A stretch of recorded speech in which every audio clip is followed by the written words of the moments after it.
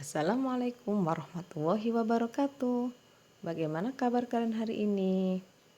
Hari ini kita akan belajar dakwah Rasulullah secara terang-terangan. Awal dakwah Rasulullah secara terang-terangan.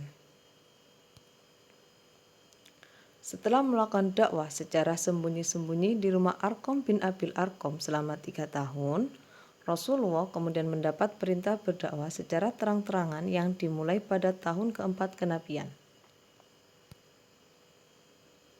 Rasulullah mendapat perintah dakwah secara terang-terangan setelah beliau menerima wahyu surat Al-Hijr ayat 94. A'udzu billahi minasyaitonir rajim. Bismillahirrahmanirrahim.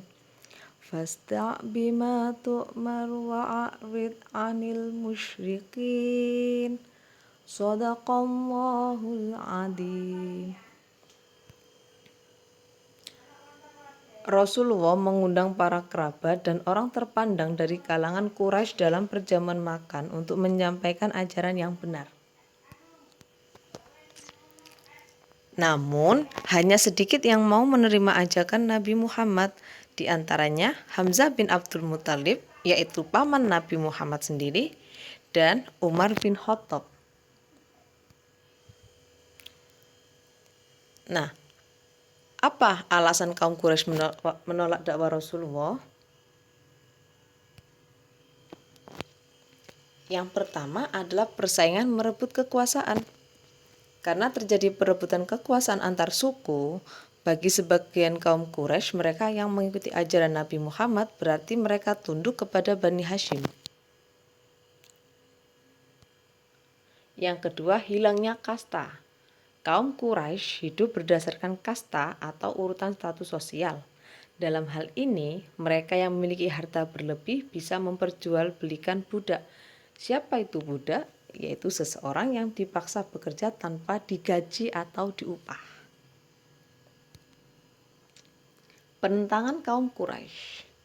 Kaum Quraisy menentang ajaran Islam karena mereka merasa memiliki status sosial yang tinggi. Sedangkan Islam mengajarkan bahwa status manusia adalah sama derajatnya di hadapan Allah Subhanahu wa Ta'ala.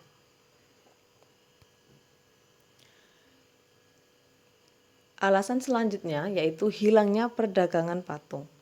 Kaum kafir Quraisy adalah penyembah berhala dan mata pencaharian masyarakat pada waktu itu adalah membuat dan menjual berhala.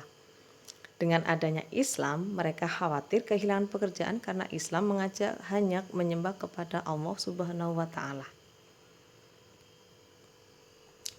Meskipun mendapat banyak rintangan saat melakukan dakwah secara terang-terangan, Rasulullah tetap gigih dan pantang menyerah dalam mengajarkan agama Islam di tengah-tengah kaum kafir Quraisy. Demikian penjelasan singkat hari ini. Terima kasih. Wassalamualaikum warahmatullahi wabarakatuh.